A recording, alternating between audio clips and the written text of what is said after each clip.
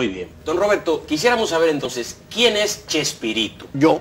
Es tu seudónimo. Y me lo puso un director de cine. Entre un director y un productor de cine, que fueron los primeros que llevaron a la pantalla grande un argumento escrito por mí. Les gustó mucho y me elogiaron, me alabaron, me dijeron que era yo un Shakespeare pequeño.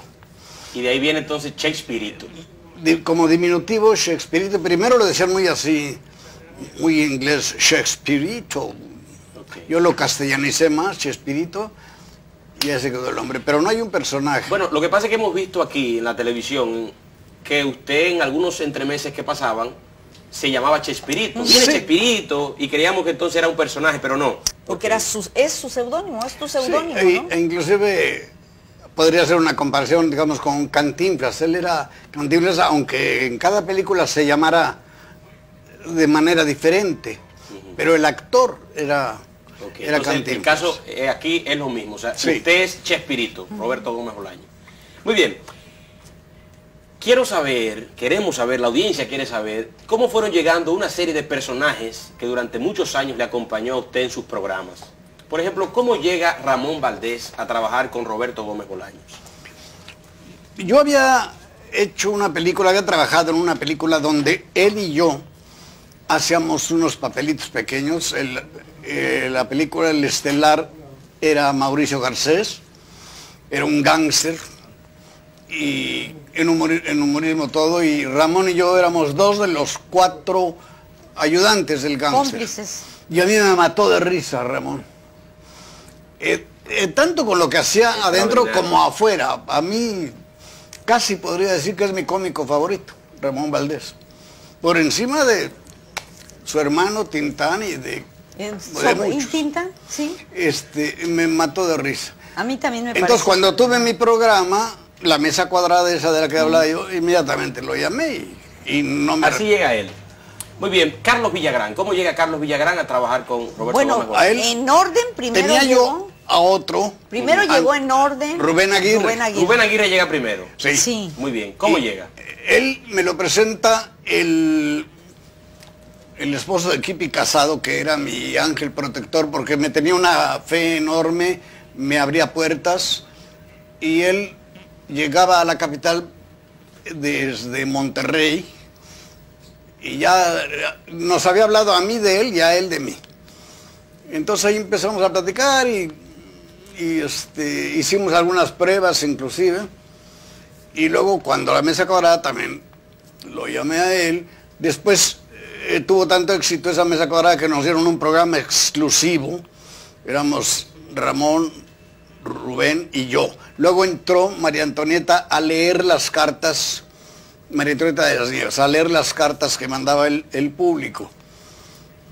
Nos dieron el programa que ya se empezó a llamar Chespirito, y en una fiesta particular en casa de Rubén, hicieron Rubén y Carlos Villagrán un sketchito que hacían en un programa que yo no veía nunca. Sí, pero ¿cómo llega Carlos Villagrán? ¿Él conocía a Rubén? A Rubén Aguirre. Okay. Y hacía un programa con él, y entonces hicieron una rutina, no me acuerdo, pero hablaba él con los cachetes inflados, a mí me dio mucha risa.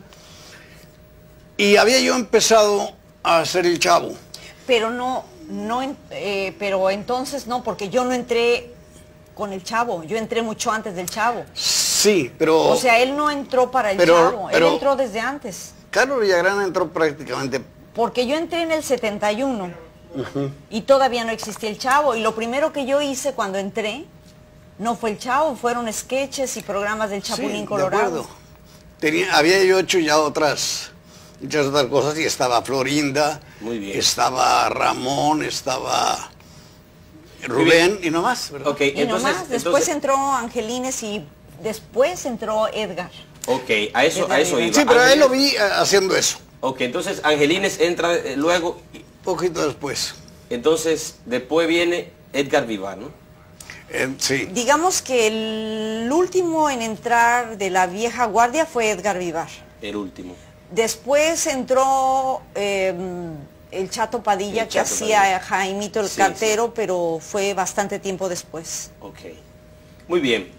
¿Cómo surge el Chapulín Colorado? Yo, antes de pensar en ser actor, yo había diseñado por completo el Chapulín Colorado. Había una pequeñita diferencia que era, digamos, el apellido. Yo le había puesto el Chapulín Justiciero.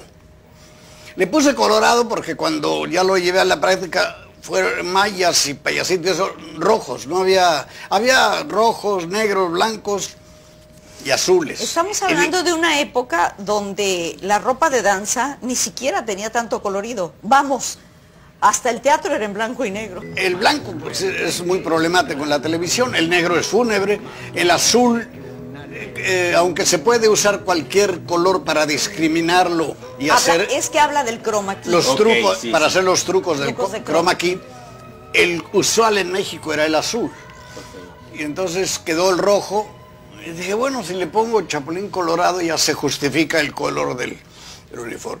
Pero lo interesante de esto fue que ese personaje se lo había yo ofrecido a un buen número de comediantes. Antes de que yo pensara ser actor, ¿eh? De hecho, a todos los comediantes que había, y nadie lo quiso. Todos los rechazaron. ¿Y qué decían? Me decían, no, eso a mí no me gusta, no parece interesante. No le encontraron la vis cómica a los tontos. Nadie quiso hacer. A los tontos. Y yo después dije, bendito sea Dios, porque cuando tuve yo la oportunidad de hacerlo, y me abrió las puertas de todo. Al segundo programa, la gente en la calle ya me veían y me decían, no contaban con mi astucia. Al segundo programa, la segunda semana. El Chapulín Colorado le abrió las puertas a la televisión mexicana. Se Porque puede antes decir que las que telenovelas se vendieron primero los programas del Chapulín Colorado en Latinoamérica, aún antes de las telenovelas.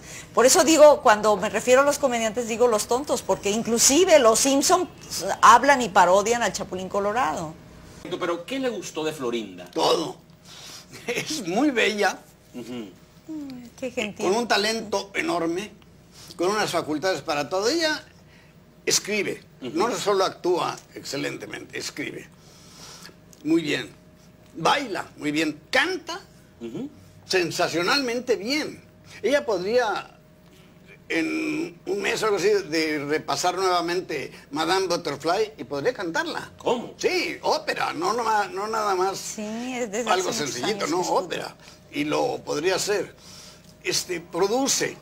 Ella ha producido 3 de las telenovelas mejores que se han hecho en México. La primera, que le escribió, la actuó y todo lo demás, hubo una propaganda en contra, pero el rating La fue superó. excelente. O sea, Que era siempre la gente Milagro responde. y Magia.